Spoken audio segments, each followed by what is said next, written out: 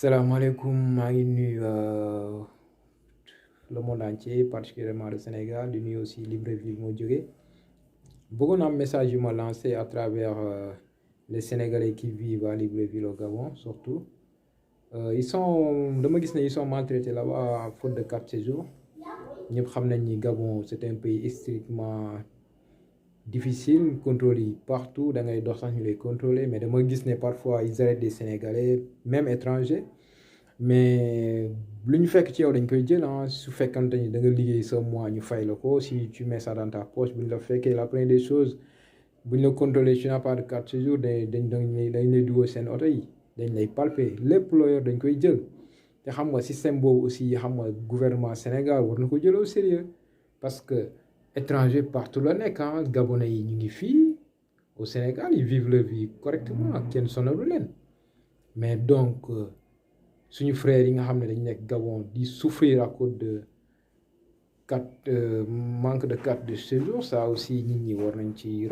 war nañ ko gëstu daal parce que tamit Gabonais yi nekk fii dañu war a am carte séjour ñu leen di contrôler ku ci amul sa carte séjour ñu jàpp la yóbbu la commissariat nga woo sa parent ñu ñëw fay ça dépend mun nga fay 24 000 mun nga fay 20 000 ñu bàyyi la nga dem xam nga ñu nekk en l'ordre quoi étranger yi nga xam ne ñu nekk Sénégal dañu war a commencer nekk en l'ordre parce que fii boo génnee saa waay da ngay nekk ci ordre sinon ci fin na ngay dëkk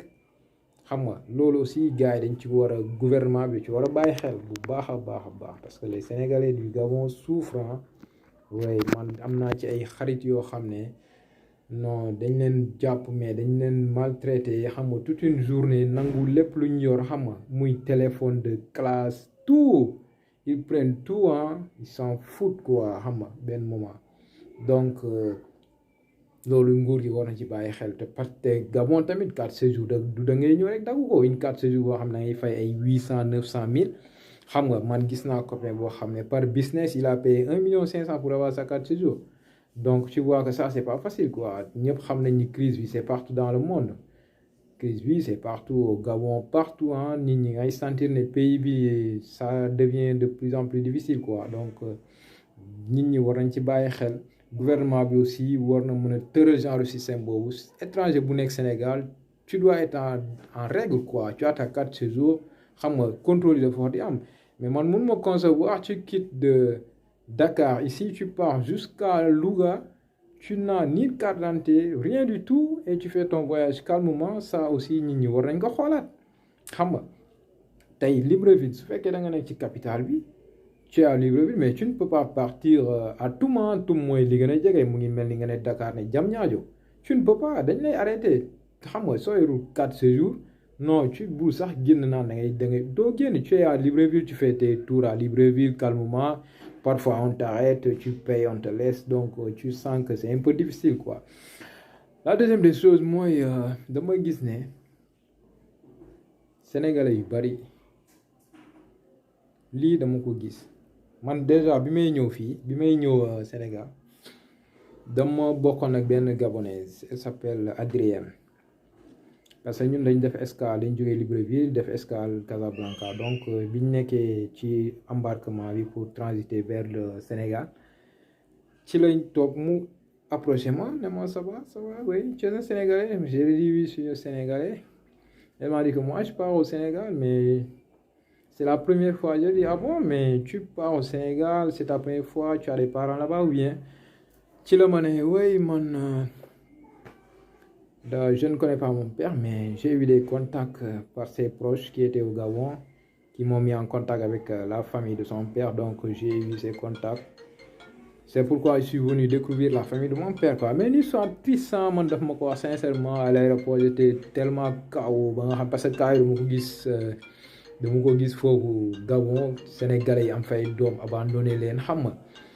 am fa famille bu ñëwee fii duñu wax ni dañoo am famille au Gabon te gabonais yi ñoom xam nga ñoom seen doom pour nga génne ko c'est pas quelque chose de facile loolu moom lañ koy teel a wax xam nga donc Sénégalais aussi war a jël seen responsabilité quoi soo amee une famille au Gabon tu as une famille ici au Sénégal mais da nga koy jéem a wax nit ñi xam ko parce que adduna dafa gudd tànk tey mun nga am sa doom fii xam nga muy dund yow ngay dund nga am famille fële au Gabon xam nga di ko nëbb sa famille bi nekk fii sa doom mën na voyager un jour dem au Gabon il peut croiser même si c'était une fille que tu as eu là-bas mën na croiser fille bi mu bëgg waa c'est àdduna la dafa gudd tànk xam nga par la suite mën nañ bëggante xam nga ñu dox ba dugg ci ay histoire u mariage par la suite ñu xam ne non papa yi kii mooy papa yi kële donc ce sont des choses yoo xam ne ñii dañ ko war a bàyyi xel Gabonais ñoom dañ koy jouer théâtre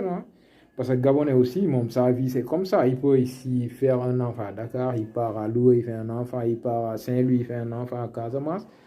après ces enfants-là se retrouvent ils peuvent même se marier ils jouent ce genre de théâtre mais ce sont des réalités qui sont là-bas quoi donc Sénégal yi nga xam dañ fa am njaboot nañ ñu jël seen responsabilité wax ak seeni njaboot yi nekk fii seen famille yi ne leen man kat dama am njaboot fële ñoom ñu mën a xam mais Adrienne à 22 ans elle vient chercher les parents de son père ne l'a pas reconnu xam nga mais moom moo décidé bëgg a xam famille am loolu xam nga nekkul lu rafet quoi donc loolu dama ko bëggoon a wax xam nga gars yi bàyyi ci xel sénégalais yi bàyyi ci xel xam ne xam nga adduna bi daal amul solo quoi xam nga gabonais vie am dafa yomb xam nga gabonais c'est pas xam nga Sénégal moom fii mun nga fi am xam nga mun nga fi génn ak jigéen mais day toog këram parfois nga dem seeti ko mais gabonais si nga dragué ko xam nga tu es libre tu as une chambre elle vit là-bas calmement donc c'est dund boobu boo ko tàmmee rek ngay dem benn instant tu fondes une famille parce que tu ne peux pas dormir avec une femme pendant des semaines des jours des mois forcément il y aura quelque chose qui va naître donc Sénégalais yi bari ci piège boobu la ñuy dugg donc loolu dañ ko war a bàyyi xel xam nga ñu assumer quoi boo amee famille nga ne dama am famille mais ki sa famille bi nekk fii dañ ko xam nga parfois da ngay dem Gabon def fa benn durée alors que tu es là-bas tu vis avec ta famille donc yooyu dañ ko war a éviter c'est ça que je voulais dénoncer maa ngi jéggalu ñëpp xam nga